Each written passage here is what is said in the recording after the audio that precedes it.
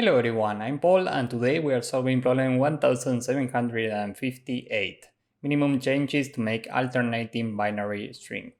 This is an easy one, and next I will show you my thought process and efficient solution. We are given a string with only zeros and ones, so let's say that we are given this. And we need to return the minimum number of operations to make the string alternating. In case you know what this is, no two adjacent characters should be equal.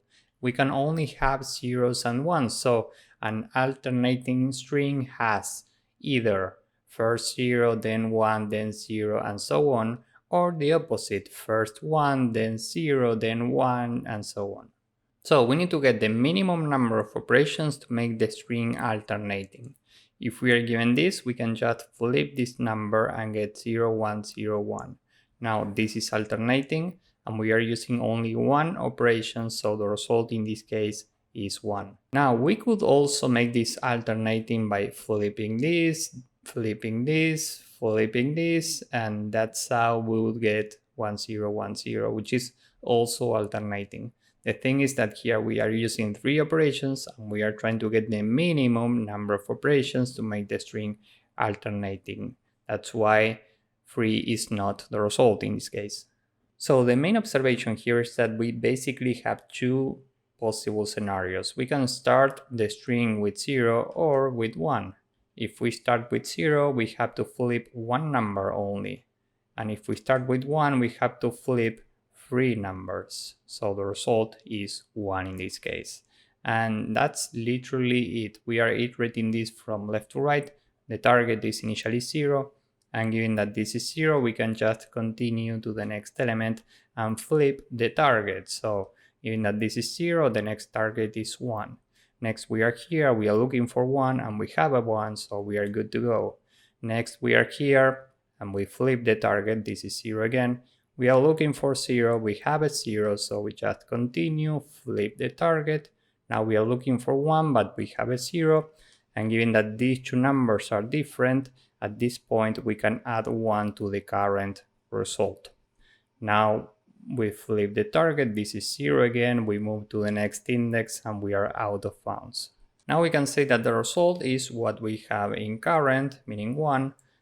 We can say that current is 0 again because we are about to iterate this again. Here we are using 1 as the initial target, so given that 0 is different from 1, here we need to flip one number, so we add 1 to current. The new target is 0, next we are here. We are looking for a 0, but we have a 1, so we add 1 to current. We flip the target, next we are here. We are looking for a 1, but we have a 0, so current is 3. We flip the target, next we are here, given that these 2 elements are equal. We don't add anything to current. Next we continue, we are out of bounds, and we return the minimum between what we have in current and 1 because we are looking for the minimum number of operations to make the string alternating. So in this example we just return 1. Time complexity for this approach is big O of n because we have to iterate elements in the string, and space complexity is big O of 1. There are different ways to code this up, but this is overall very efficient in terms of time and space complexity. So with this in mind, now let's go with the code. First, we can say that n is the length of the string. We have a target which is initially 0. We can say that current is initially 0, and for every character in the string, we are checking if the character is different from the target.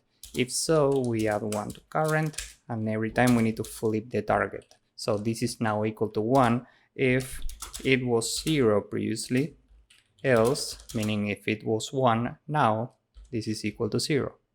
And we will copy this because we are iterating the string again. So we can say that the result right now is equal to what we have in current. The new target is 1, this is the new starting point. We can say that current is equal to 0 again. And now we repeat the exact same process. We iterate every character, and whenever we find that a character is different from the target, we add 1 to current. And finally, we can return the minimum between what we have in the result and current.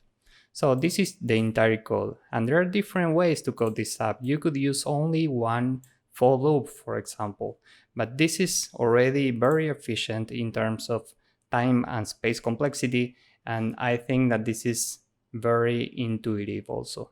So now let's submit this and see if it works.